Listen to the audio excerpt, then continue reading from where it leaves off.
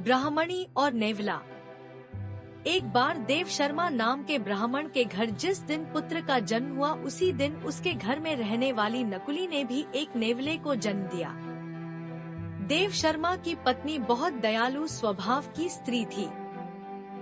उसने उस छोटे नेवले को भी अपने पुत्र के समान ही पाल पोसा और बड़ा किया। वह नेवला सदा उसके पुत्र के साथ खेलता था।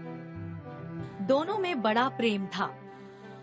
देव शर्मा की पत्नी भी दोनों के प्रेम को देखकर प्रसन्न थी, किंतु उसके मन में यह शंका हमेशा रहती थी कि कभी यह नेवला उसके पुत्र को न काट खाए। पशु के बुद्धि नहीं होती, मूर्खतावश वह कोई भी अनिष्ट कर सकता है। एक दिन उसकी इस आशंका का बुरा परिणाम निकल आया। उस दिन देव शर्मा की पत्नी अपने पुत्र को एक वृक्ष की छाया में सुलाकर स्वयं पास के जलाशय से पानी भरने गई थी। जाते हुए वह अपने पति देव शर्मा से कह गई थी कि वहीं ठहरकर वह पुत्र की देखरेख करे, कहीं ऐसा न हो कि नेवला उसे काट खाए। पत्नी के जाने के बाद देव शर्मा ने सोचा, नेवले और बच्चे में गहरी मैत्री है, नेवला बच्चे को हानि नहीं पहुंचाएगा। यह सोचकर वह अपने सोए हुए बच्चे और नेवले को वृक्ष की छाया में छोड़कर स्वयं भिक्षा के लोभ से कहीं चल पड़ा। दैववश उसी समय एक काला नाग पास के बिल से बाहर निकला। नेवले ने उसे देख लिया। उसे डर हुआ कि कहीं यह उसके मित्र को न डस ले, इसलिए वह काले नाग पर टूट पड़ा और स्वयं बहुत क्षतविक्षत होते हुए भी उसने नाग के खंड खंड कर दिए।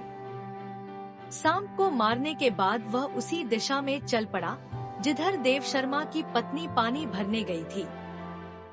उसने सोचा कि वह उसकी वीरता की प्रशंसा करेगी, किंतु हुआ इसके विपरीत। उसकी खून से सनी देह को देखकर ब्राह्मण पत्नी का मन उन्हीं पुरानी आशंकाओं से भर गया कि कहीं इसने उसके पुत्र की हत्या न कर दी हो। यह विचार आते ही उसने क्रोध से सिर पर उठाए घड़े को नेवले पर फेंक दिया। छोटा सा नेवला जल से भारी घड़े की चोट खाकर वहीं मर गया।